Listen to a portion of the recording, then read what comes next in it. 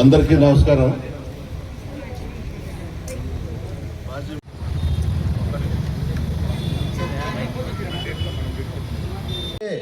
కూటమి ప్రభుత్వం ఏర్పడినప్పటి నుంచి అవినీతి వాళ్ళ స్వలాభం తప్ప ప్రజల గురించి పట్టించుకున్న పాపానికి పోలేదు.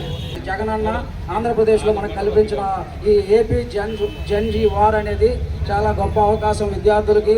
దీనికి స్వచ్ఛందంగా విద్యార్థులే వచ్చి పాల్గొనడం చూసి ఓర్వలేక రకరకాలుగా మాట్లాడుతున్నారు. అంటే డిఎస్సి లీకేజీలు ప్రశ్నిస్తే గంజాయి బ్యాచా, జై కొడితే వాళ్ళకి ఉద్యోగాల, ఎక్కడి ప్రభుత్వం ఈ లీకేజీలు ఫీజు రియంబర్స్మెంట్ అడిగితే దానికి గంజాయి బ్యాచ్ అంటారా?